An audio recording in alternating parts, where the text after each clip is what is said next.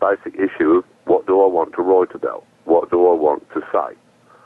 And I was still under very much the influence of the moral and political ideas that I formulated as a teenager. And I'm embarrassed to say that I probably still am.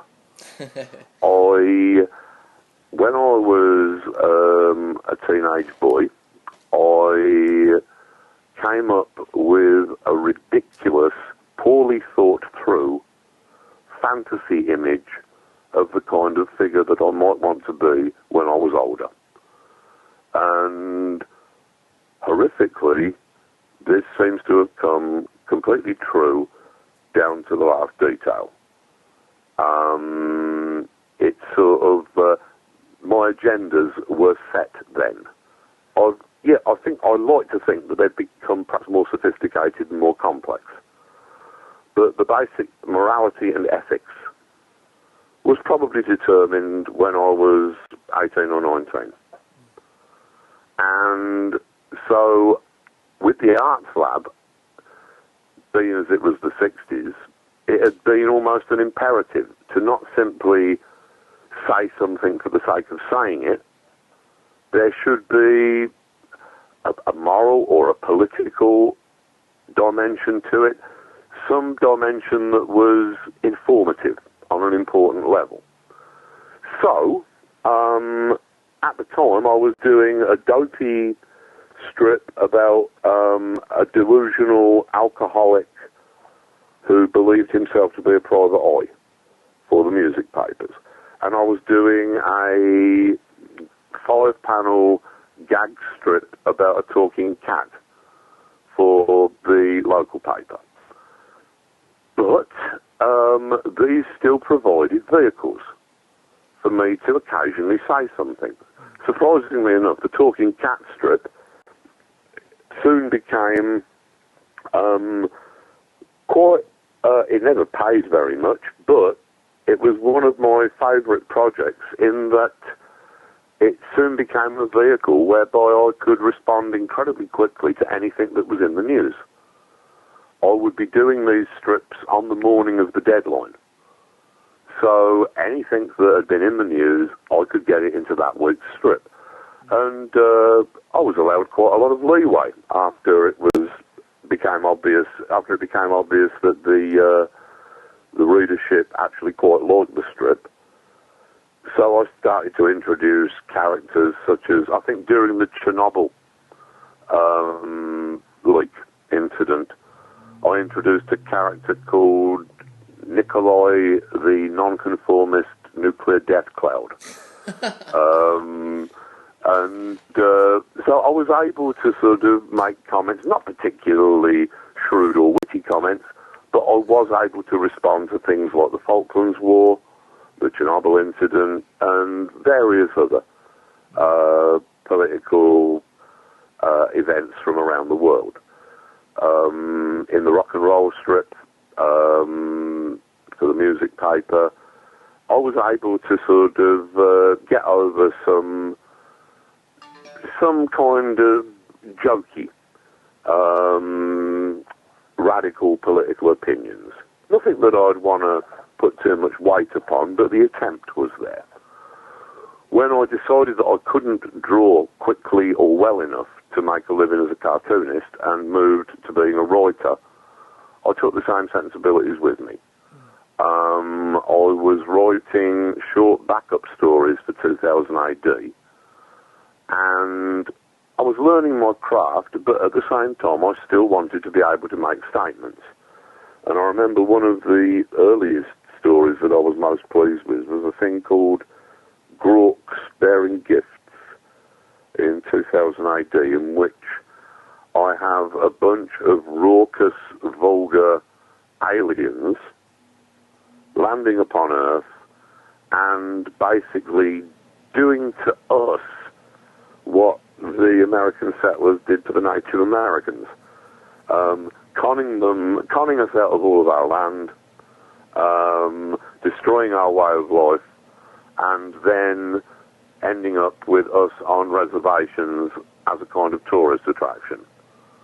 My like I say, not the most subtle political analogy, but I was pleased with it. For that stage of my career, to have been able to get a story like that into 2000 AD. And I decided to try and push it further.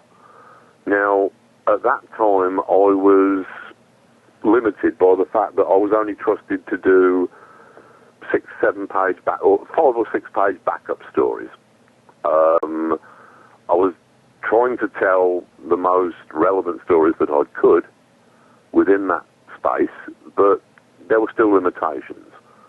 When I was offered the job of doing Swamp Thing for DC Comics in the early 80s, well, no, actually before that, when I first got my continuing strips in British comics, and particularly, I suppose, V for Vendetta, where I was given a chance to tell, as long as it was an adventure strip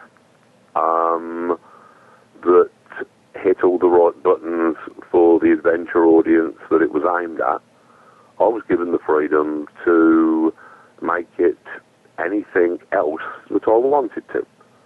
And what I wanted to do was to kind of make it a parable that enabled me to talk about my then formative ideas about anarchy and fascism, which I saw as being the two poles of the political landscape, with anarchy as anarchy means no leaders.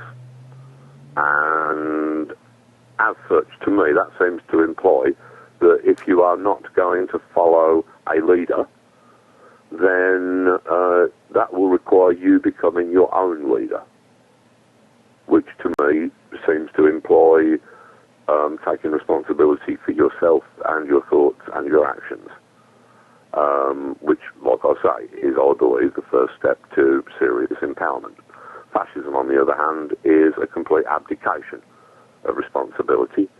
It is placing all of the responsibility into the state, so that at the war crime trials, you'll be able to say, I was only obeying orders.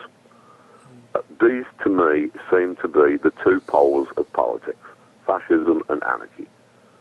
Everything else seems to almost be on a graded scale between them. So, with V for Vendetta, I was able to explore those ideas and to express them in comics for what I believe was probably the first time. And I started to realise the incredible potential of the comics medium as a vehicle for expressing radical ideas. By the time I got onto Swamp Thing for DC in about 82, something like that, 83, I saw it as a potential vehicle for talking about environmental politics, amongst other things. Pretty much throughout my career, I have, at least, while I've always tried to be entertaining, I don't think that being just entertaining is absolutely enough. I think that to be able to say something beautifully is great, but you need to have something meaningful to say. And so I've always seen my art in whatever form as, to some degree, as propaganda, not for a nation state, but propaganda for a state of mind. And I believe that possibly that's all that art can or should ever be. Anybody's art. That we are all giving a bulletin from our isolated little independent nation states, putting it in a language that we hope will communicate what it was that we wanted to express, and then sending it out there and hoping that it reaches people who can use that kind of information. Because I tend to feel that in the present day, I don't know about America, but certainly in England, the education system isn't working. It has not worked for decades. And while I wouldn't claim to be completely impartial, I am not just saying that because they expelled me from school when I was 17. You know, I believe that education is probably the most important thing, and I really don't think that the way that we handle it is working. Also, I don't think that it is in the interests of any of our governments to properly educate us. Why would they want us smart and pissed off?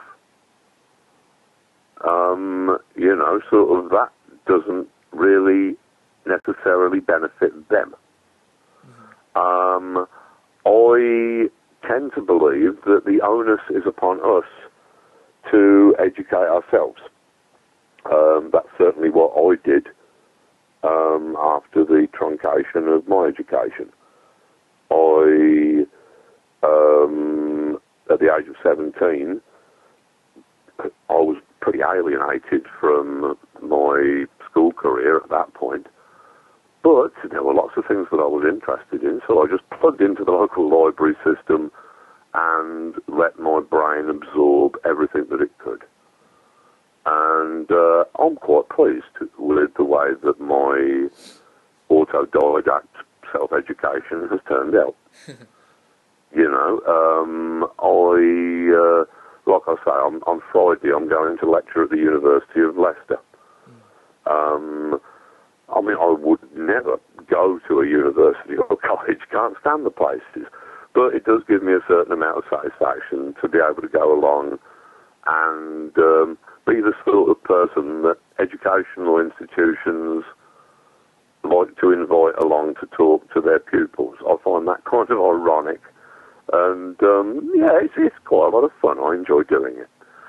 But I think that if there is a massive flaw in the way that we educate ourselves as a species, then I think that that puts a tremendous weight of responsibility upon artists and entertainers and performers. I mean, like, I know some of the very best stand-up comedians in the country. I've become quite friendly with them lately. And I remember a quote, I don't know who it was from, where it said that stand-up comedians are the unacknowledged secret legislators of our times.